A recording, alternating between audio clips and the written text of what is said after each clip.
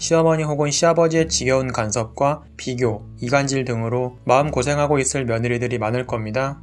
내 아들이 더 아깝다느니, 누구는 뭘 해줬고 용돈을 얼마를 줬다느니 등의 비교뿐만 아니라 남편과 며느리 사이에 불화를 일으키기 위해 이간질까지 하는 시부모를 만났을 경우 과연 어떤 식으로 해결해 나가야 할까요? 알면 알수록 더욱 기가 막힌 상황이 나타날 수 있는 시부모들의 이간질과 간섭, 먼저 사연을 들어보고 이야기해보겠습니다. 시어머니가 부부 사이 갈라놨습니다. 시어머니가 막말을 해서 오해를 풀고자 사실을 말씀드렸는데 다음날 아들한테 울먹거리며 전화하셔서 이간질 하시고 남편이 저만 나쁜 여자라고 오해하고 화나서 말도 안 합니다. 기가 막힙니다. 결혼한 지 1년이 다 되어 갑니다. 30대 초반 동갑내기 커플이고 같은 회사 같은 직급입니다. 신랑 부모님은 오래전에 이혼하시고 어머니가 아들 둘 혼자 키우셨고 현재 식당 일 하십니다. 시아버지가 인성이 좋지 않으셔서 시어머니 혼자 고생을 많이 했다고 들었습니다. 총 3년 연애하고 결혼했습니다. 중간에 한번 헤어졌다가 반년 뒤에 다시 만나서 결혼하게 됐습니다. 신랑은 저랑 헤어진 반년 동안 주식해서 돈 다 날리고 빚도 4천만 원 정도 있었습니다. 이 사실을 결혼 이야기가 나오고서야 알았고 제가 모아둔 돈이 1억이 있었으니 괜찮다고 했습니다. 결혼 시점을 기준으로 남은 주식이랑 적금 털고 그 빚은 본인이 다 정리했습니다. 사실 빚 4천만 원 중 2천만 원은 시어머니가 빌려달라고 해서 차마 돈이 없단 얘기 못하고 은행 대출 받아서 드렸다고 합니다. 식당 일 하시는 분이 언제 그 돈을 모아서 갚을까요? 그리고 혼자서 아들 키운다고 고생하셨으니 그 돈은 그냥 드리는 걸로 하자고 제가 말했습니다. 사실 신랑 입사하고 초기 몇 년 동안 월급 번 거 자기 어머니 다 갖다 드렸고 이렇게 돈을 모아 지금의 전셋집에 살고 계십니다. 저희 부모님은 이런 것들 다 알고 계십니다. 물론 딸을 더 좋은 환경에 보내고 싶으셨겠지만 제가 좋다고 하니 그냥 가족으로 받아들이고 기 살리며 엄청 잘해주셨습니다. 그런데 결혼 준비를 하면서 보니까 시어머니가 이걸 모르시는 것 같더라고요. 신랑에게 어머니께 사실대로 말씀드려라 하니 힘들게 살아오셨는데 이거 알면 상처라며 말 못한다고 대충 내가 돈이 없는 것만 안다 라고 했습니다. 그런데 상견례에서 예단, 함, 이바지 이런 거 다 없애기로 했고 저희 엄마가 이바지 안 받으시면 현금으로라도 대신하겠다고 하니 전 그런 허례허식 싫습니다. 그것도 주고받기인데 다 없애는 걸로 합시다 라고 하신 분이 떡하니 저희 집에 함, 음식을 엄청 보내고 저희 엄마에게 이바지 해달라고 하셨습니다. 엄마는 팔에 금이 가서 깁스를 하고 계셨고 시어머니도 알고 계신데 말이죠. 신랑이 시어머니께 안 하기로 했으면서 왜 이러셨냐고 하니 그게 뭐가 한 거냐, 그 정도면 안 한 거지. 이래 놓고서 저희 집에 이바지를 준비해달라고 하니 저희 어머니 엄청 해드렸습니다. 시어머니는 이혼하시고 본인 실행민 남편과 인연 완전 끊고 사셔서 집에 오는 가족도 없는데 그 엄청난 이바지 정말 속상했습니다. 더 이상 말 안 해도 비슷한 레파토리입니다. 칭찬 한마디 할 줄 모르고 뭐가 그리 불만인지 항상 트집에다 다른 며느리랑 비교하고 말도 막 합니다. 결혼 후 첫 명절에 음식할 필요 없다 하시더니 몇 주 전 제가 가져온 이바지를 냉동실에서 꺼내더니 데워 먹었습니다. 이건 아니다 싶어서 전날 동그랑땡도 사고 버섯도 사고 아침에 새송이버섯 절편구이 해서 상 위에 놓았습니다. 그런데 갑자기 이 맛대가리도 없는 싸구려 버섯 뭐하러 먹냐, 우리는 안 먹는다 라고 하시는데 완전 어이없었습니다. 시댁에 가서 명절 보내고 2시간 넘게 걸리는 시어머니 부모님 산소도 가고 거기 근처에 사는 시이모 댁도 갔다 왔습니다. 이제 빨리 친정에 가야 할 타이밍입니다. 그런데 시어머니는 자기 넷째 동생 집에 가자고 합니다. 이날도 정말 완전 어이가 없었습니다. 여튼 저녁이 되어 친정에 도착했고 저희 어머니는 음식 새로 가득 해놓으시고 우리 반기시고 정말 다르구나 싶었습니다. 이런데도 며느리 입장에서 반기지도 않는 전화를 의무적으로 해야 하고 하나부터 10까지 좋은 구석이 하나도 없고 전화하기 전부터 미리 스트레스를 받고 시어머니가 점점 싫어지고 이러다 우연찮게 부부 상담을 받았습니다. 결론은 왜 시키지도 않는 전화를 당신 혼자 해서 스트레스를 받나요? 하지 마세요. 그럼 상대가 덜 싫어집니다. 시어머니가 궁금하면 직접 전화할 수도 있는 부분이에요. 신랑도 동의하고 신경 쓰지 말라고 했습니다. 지난주 금요일이 어머니 생신이셨는데 제가 목요일과 금요일 출장을 갔다가 밤 11시 넘어서 집에 도착했었습니다. 사전에 어머님께 출장이라 말씀드렸고 토요일에 식사를 하기로 했고 그래도 신랑은 6시에 일 끝나자마자 어머님께 가서 같이 저녁 식사하라고 말해두었습니다. 다음날 저는 어머니 계신 지역으로 운전해서 가고 있는데 어머님께서 저녁 안 먹고 싶다고 취소하셨다는 연락을 받았습니다. 그래도 도리상 얼굴은 뵈야 할 것 같아서 꽃다발과 용돈 봉투 가지고 갔습니다. 어머니 일하시는 식당에서 9시까지 기다렸고 늦은 저녁이라도 함께 해야겠다 라고 생각했습니다. 그런데 식당에 앉자마자 하시는 소리, 내가 밖에서 이거 얻어먹자고 하냐? 이게 뭐라고? 여자가 시집을 왔으면 시어머니 생신날 국 끓이고 밥상을 차려야지. 솔직히 둘이 아무리 대기업 같은 직급이라 해도 둘이 나이가 동갑이니 난 내 아들이 손해봤다고 생각한다. 내 아들 흠잡을 데 하나 없고 나한테 잘하고 대들지도 않았고 날 위해주고 남동생 잘 챙기고 그렇게 나한테는 아들이자 남편 같은 존재였다. 그런 애가 너랑 결혼하고 다 변했다. 내가 내 아들과 여러 번 다투고 거리까지 멀어진 것 같다. 그리고 며느리면 전화를 해야지. 내가 할 수도 있다고? 너는 어떻게 배웠는지 몰라도 내 사전엔 어른이 먼저 아랫사람한테 전화하는 경우는 없다. 내가 주변에도 다 물어봤다. 너 같은 애는 없다더라. 아무리 시동생이 무뚝뚝해도 그렇지. 주말에 일 안 하면 와서 밥도 해서 시동생도 챙겨주고 해야지. 네가 그러고도 맏며느리냐? 이러니 내가 비교를 안 할래야 안 할 수가 있냐. 시댁 식구가 싫으면 고아랑 결혼했어야지. 왜 우리 아들이랑 결혼했냐. 정말 기가 막히고 앞에서 앉아있는데 어이가 없고 생신이라고 찾아온 며느리한테 어떻게 이렇게 대하시는지. 남편 또한 전날 무슨 말을 들었나 뚱해 있고 어차피 둘밖에 없는 자리라 저도 할 말은 해야겠다 싶어서 다 말했습니다. 동갑인 제가 아쉬워서 매달린 것도 아니고 아드님이 저 찾아와서 기회 달라고 매달려서 만났고 돈 한 푼 없어도 제가 알뜰히 모은 돈으로 지금 전셋집에 살고 당신 아드님은 돈 한 푼은커녕 오히려 빚만 수천만 원 있었습니다. 그래도 어머니 속상해 하실까봐 돈 얘기 안 했습니다. 제가 뭐가 그리 부족해서 계속 비교하시는지 모르겠는데 이제는 어머니가 정확히 아시고 그러셨으면 좋겠습니다. 저 집안도 좋고 부모님 동생들 모두 상냥하고 잘 되어 있어요. 부모님께서 가르칠 만큼 가르치고 유학도 보내시고 이렇게 대기업에서 일 잘하고 있고 알뜰히 모은 돈 다 가지고 와서 전셋집도 제가 얻고 예단이며 은수저, 반상기, 한복, 이바지 다 해드렸고 돈 한 푼 없던 아드님 그래도 잘 내조하면서 살고 있습니다. 게다가 어머니한테 빌려드렸던 2천만 원 아들님이 대출 낸 거였고 그거 제가 받지 말자고 했어요. 그래도 괜찮다 생각했습니다. 이제 어머니 아들로보다는 저와 평생 같이 살 남편이니 제가 그 부분 이해했고 지금도 열심히 둘이 잘 살고 있습니다. 처음에는 전화 잘 드리고 비위도 여러 번 맞춰드렸는데 어머니는 생전에 반찬이니 뭐니 물질적으로 신경 써주는 것은 고사하고 상대의 말에도 기분 나쁜 말들만 골라 하시고 비교하고 무안 주시니 제가 찾아뵙고 싶고 전화하고 싶었을까요? 저 나름 너무 스트레스 받아서 전문가에게 부부 상담도 받은 부분이에요. 저희 부모님은 비교할 줄 몰라서 아드님에게 잘해주는 거 아닙니다. 그래도 가족이니까 내 사위니까 내가 아껴야지 하시며 먼저 신경 쓰고 잘 지내는지 안부 전화도 주시니 큰 사위뿐 아니라 작은 사위, 사돈댁에서도 대접 엄청 받으세요. 어머니는 왜 받기만 바라시고 이 모든 것을 당연하게 생각하고 다 제가 참고 희생해야 한다고 말씀하세요. 저도 나름 속상하고 섭섭합니다. 우린 시댁과 관련된 일만 아니면 싸울 일이 없어요. 최근 몇 달도 정말 잘 지냈습니다. 제 말을 듣고 시어머니는 깜짝 놀랐습니다. 아들이 돈이 아예 없는지도 몰랐고 제가 이만큼 해서 이렇게 살고 있는 줄도 몰랐다고 했습니다. 왜 진작 말 안 했냐고. 가진 거 쥐뿔도 없으면서 사돈이 어이없었겠다고. 제가 어머니께 잘할 테니 어머니도 저를 조금만 더 따뜻하게 대해달라고 말하며 서로 그러기로 하고 안아드리고 용돈 드리고 집으로 돌아왔습니다. 남편이 말하기 싫어하는 부분이었으니 절대 우리 둘만 아는 얘기로 하고 약속했습니다. 저는 그래도 제가 며느리니 조금 불편하고 아직은 마음에 안 들어도 잘해드려야겠다고 다짐했습니다. 그런데 정말 대박 사건이 터졌습니다. 다음날 아침 시어머니가 남편한테 울면서 전화했습니다. 남편이 저한테 완전 화가 나서 따집니다. 대체 우리 엄마한테 뭐라고 했길래 밤새도록 울고 지금도 울먹거리면서 전화하시냐. 내가 분명 말하지 말랬지. 우리 엄마 갱년기에 우울증도 있는데 이제 어떡할 거야. 우울증이 심해져서 극단적인 생각이라도 하면 이제 어떡할래. 당신 아들이 이 정도 되는 사람이다 라고 말하고 싶어서 나를 까발렸냐?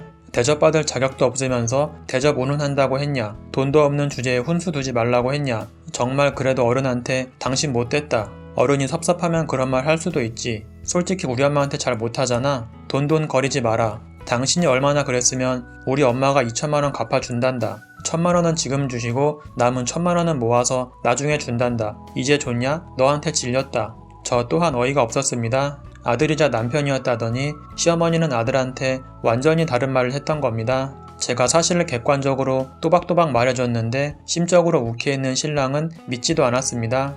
남편은 울먹거리는 시어머니 때문에 객관적 판단을 잃었습니다. 불쌍한 자기 엄마, 남편도 없는데 며느리한테 한 소리 들었다 이겁니다. 서럽고 한스럽고 내 팔자야, 내가 이러려고 고생하며 너를 키웠니, 어쩌니 저쩌니. 저는 정말 기가 막힙니다. 저는 그냥 기가 막히고 짜증이 나고 어이가 없습니다. 남편은 원래 효자 스타일입니다. 자기 엄마한테도 잘하지만 저희 친정 부모님께도 살갑고 잘 챙기고 좋은 맞사위 소리 듣고 집안일도 저보다 많이 합니다. 정말 딱 시댁일. 특히 시어머니 일만 아니면 좋은 남편이지만 시어머니 이야기만 나왔다 하면 싸우게 됩니다. 남편도 자기 엄마를 좋은 시어머니라고 생각하지 않으나 그래도 제가 며느리니 먼저 좀 잘해주길 바랍니다. 대놓고 말은 잘 안 합니다. 평생 착한 아들로 살다가 결혼부터 지금까지 어머니와 싸운 적도 여러 번 있고 옛날보다 전화도 안 하고 신랑도 중간에서 힘들 거라 생각합니다. 본인은 저와 시어머니께 잘하는데 돌아오는 것은 양쪽의 불편함이니 사실 안 됐습니다.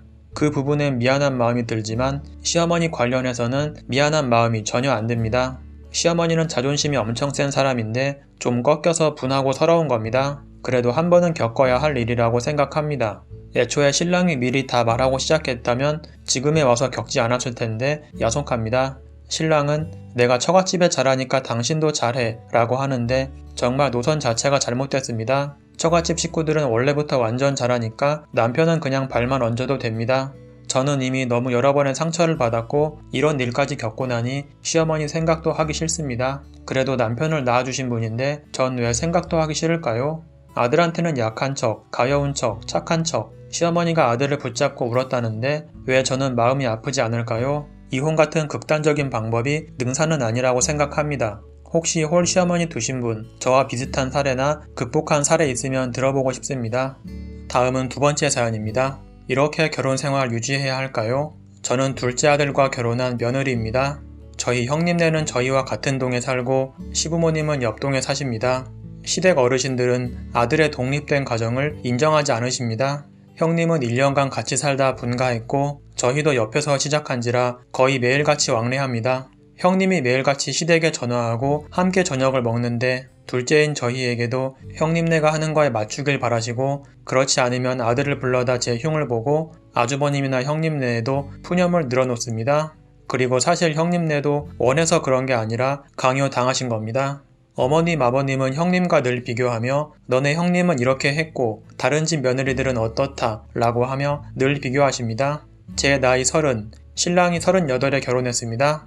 그 나이에 신랑은 가진 거라곤 1억 5천만 원의 빚밖에 없었지만 직장은 번듯했고 늘 따뜻하게 절 감쌌기 때문에 결혼을 결심했습니다. 그리고 그런 아들을 가진 시댁에서 형님네도 집값을 보태셨고 저희도 그에 상응하는 전셋값을 보태주시는 정도로 먼저 얘기하셨기에 감사한 마음을 갖고 시작하겠다고 했습니다. 물론 신랑 빚이나 시댁에서 준 돈이 큰 차이가 없었고 신랑이 부모님께 절대로 자기 빚 얘기하지 말아달라고 말하면 나는 큰일 난다고 그래서 말하지 않은 채 결혼을 진행했습니다. 그런데 돌아보니 이게 큰 잘못이었던 것 같습니다. 결혼 준비하면서 제가 임신을 했는데 이사할 때 돕지 않는다고 제가 있는 데서 형님과 신랑에게 제 흉을 보더라고요. 그때 임신 초기라서 쉬라고 해도 모자랄 상황인데 너네 형님 같았으면 이거저거 다 알아서 할 텐데 얘는 그런 걸 못한다 라고 하셨습니다. 그리고 신랑이 또 대출 3천만 원을 받아서 전셋값에 보탠 것도 저는 이사하는 날 알았습니다. 그래서 그날 둘이 싸우게 됐는데 부모님은 그깟 3천 대출이 대수냐며 임신한 절 앉혀놓고 2시간을 혼내셨습니다. 내가 아들을 어떻게 키웠는데 부터 시작해서 아들이 빚이 있다는 사실을 모르지만 주식으로 돈이 없다는 거 아시고도 3천만 원 정도는 금방 갚는다면서요? 저는 울면서 죄송하다 말씀드릴 수밖에 없었습니다. 저에게 결혼 시작부터 상의 없이 대출을 한 신랑에게 화가 난 게 컸습니다. 이후 아버님은 제가 해온 혼수가 마음에 안 든다고 어른인 부모가 같이 가야지. 너네끼리 가전제품이랑 가구 사러 다녔으니 오죽하겠냐고 그랬습니다. 형님은 1년 합가해서 살면서 혼수를 바로 마련하지 못하니 네가 혼수할 돈을 통장에 넣어서 달라고 하셨답니다. 그래서 시부모님이랑 같이 신혼 살림을 마련했다고 합니다. 그런데 문제는 신랑입니다. 그런 말을 듣고 그냥 가만히 있습니다. 시부모가 잔소리를 해서 대들면 더 큰 소리를 치시고 형과 비교하기 때문에 대들어봤자라고 합니다. 그리고 엄마가 여기저기 몸이 아프시니 어쩔 수 없다 합니다. 자기가 부모한테 진 신세가 있으니 그렇겠지요? 결혼한 직후 임신한 몸으로 직장을 마치고 집에 돌아와서 저녁해서 먹기도 바쁘니 와서 먹으라고 해서 일주일에 두세 번은 저녁을 거기서 먹고 저는 설거지를 하고 집에 왔습니다. 신랑이 저녁 약속이 있으면 저는 시댁에 가지 않았습니다. 혼자 대충 저녁 먹겠다고 했습니다. 저는 제가 몸이 힘들어도 반찬이 별로 없어도 제가 해서 둘이서만 먹고 싶었습니다. 그렇지만 어머님은 저 혼자 있으면 심심할 거라고 오셔서 아들 자랑을 하십니다. 우리 아들이 결혼 전에 돈 있는 집안의 여자랑 선을 봤는데도 결국 마다했다. 대학원에 미국 유학 1년까지 얼마나 잘난 줄 아느냐. 저도 사실 모자라지 않습니다. 신촌에 있는 이름 있는 대학교 나왔고 직장 4년차에 5천만원 모아서 혼수 마련했고 저희 집에서도 예단비 2천만원 드렸지만 집 사서 이사할 때 3천만원은 더 주신다고 했습니다. 그리고 신랑 빚도 1,500만원은 제가 갚았습니다. 게다가 아주버님한테 인사 잘해라, 아버님 비위 잘 맞춰라 등등 그렇게 저에게 노력하라고 말씀하셨습니다. 시댁은 저희 부모님에게도 형님이랑 비교하고 제가 너무 못한다고 대놓고 말씀하시고 애 낳고 육아휴직 이후에 제가 직장에 복직한다 하니 애기 돌잔치에서 저희 부모님께 월급도 적은데 관두지 애가 중요한데 나가냐 라는 식으로 대놓고 말씀하셨습니다. 신랑이 결혼 시작할 때 또 정신 못 차리고 집 담보로 2억을 대출받아 주식을 했는데 아직도 손해인 상태입니다. 남편에 대한 실망과 무너진 신뢰는 아직 회복이 되지 않았습니다. 그래서 제가 직장에 나가서 한 푼이라도 보태야 합니다. 그리고 이런 상황을 시부모도 다 압니다.